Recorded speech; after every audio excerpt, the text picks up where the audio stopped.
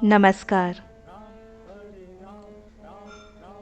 कई भक्तगण अक्सर महाराज जी से ये प्रश्न करते थे कि महाराज जी, हमारे दुखों का अंत कब करोगे?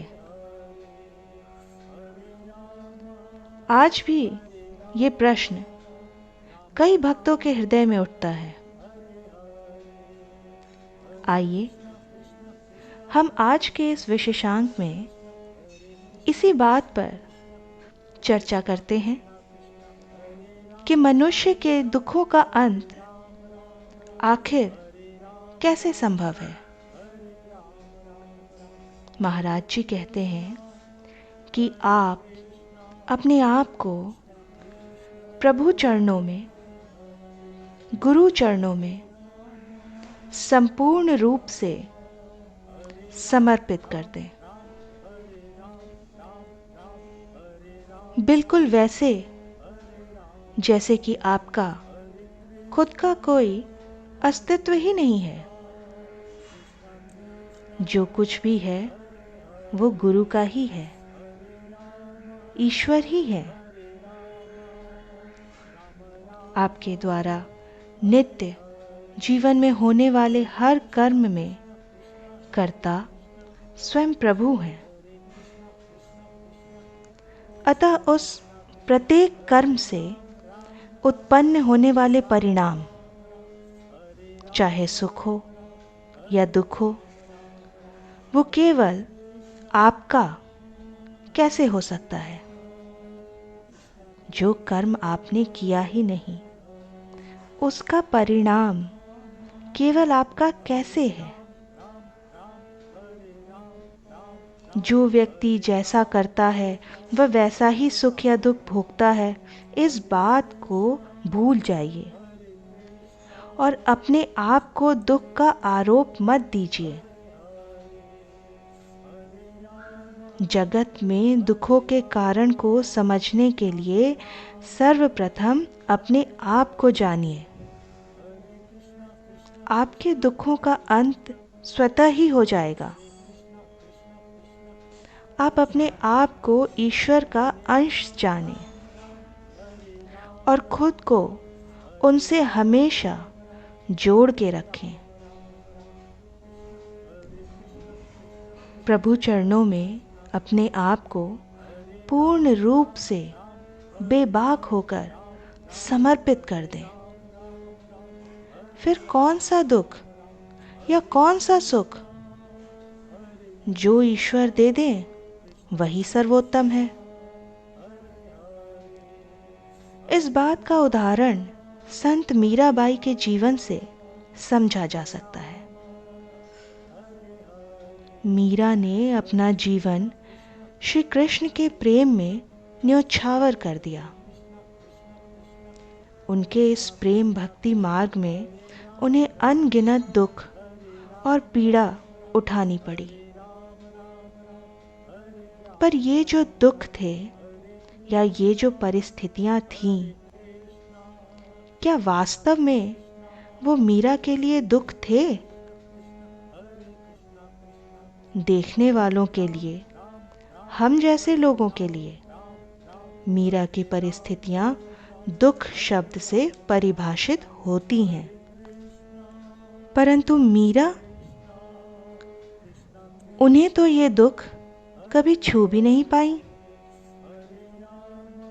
वे तो सदैव हर परिस्थिति में केवल और केवल आनंद की स्थिति में ही रहती थीं। उन पर होने वाले किसी भी अत्याचार का उन पर कभी कोई प्रभाव पड़ता ही नहीं था और ना ही कभी वो उनसे विचलित होती थीं। आखिर क्यों? क्योंकि उन्होंने तो सब कुछ भगवत वासुदेव के प्रेम में समर्पित कर दिया था।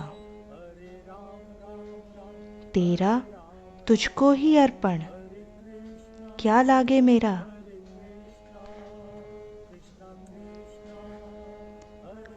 आपके दुखों का कारण आपके बाह्य जीवन में नहीं है, बल्कि वह आपके अहंकार के रूप में आपके अंदर ही मौजूद है। सारे दुख अहंकार के कारण ही उत्पन्न होते हैं।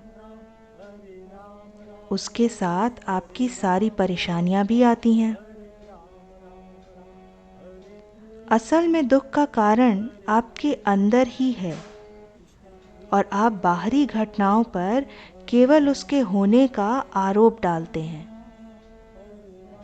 जिससे वास्तव में कुछ बदलने वाला नहीं है। बिल्कुल इसी प्रकार बाहरी घटनाओं के कारण मानकर उससे होने वाले सुख भी आपके साथ कितनी देर के लिए है, आपको तो वो भी नहीं पता।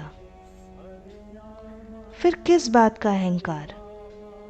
ना सुख स्थायी है और ना ही दुख स्थायी है।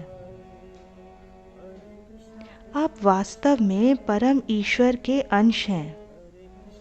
धरती पर आपका जन्म हुआ है तो अपने आप को ईश्वर से अलग ना समझें। खुद को प्रभु से जोड़कर रखें। अपने जीवन की डोर महाराज जी के हाथों में सौंप दें। किसी बात की चिंता मत करिए। सब कुछ महाराज जी के श्री चरणों में अर्पण कर दीजिए। कर्म करने के लिए मार्गदर्शन भी उन्हीं से मांगिए। कर्म के कर्ता भी वही हैं और परिणाम देने वाले भी वही हैं। खुद को केवल निमित्त जानकर कर्म करिए और फिर उस कर्म से मिलने वाला परिणाम चाहे कुछ भी हो, चाहे सुख हो, दुख हो, अच्छा हो, बुरा हो, आप उसे महाराज जी को समर्पित कर दें। बोले लखन मधुर मृदु बानी, ज्ञान विराग भक्ति रस सानी।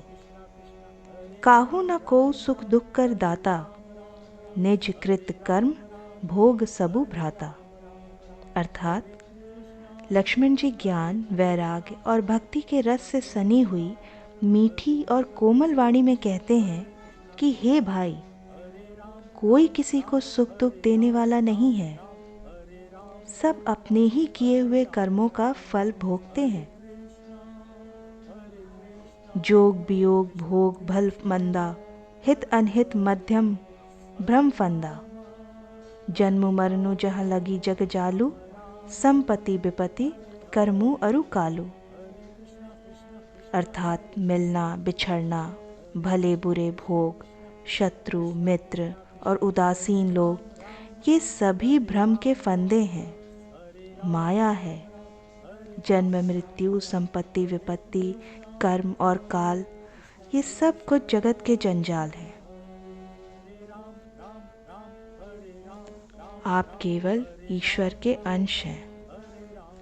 आप अपने आप को महाराज जी से जोड़ कर रखें। जीवन में आने वाले प्रत्येक परिस्थिति को उन्हीं का दिया हुआ माने और उन्हीं से मार्गदर्शन के लिए प्रार्थना करें। आशा करती हूँ कि आज का ये अंक आपकी साधना में और महाराज जी की भक्ति में सहायक सिद्ध होगा। इसी प्रार्थना के साथ मिलते हैं अगले अंक में। तब तक के लिए जय बाबा की।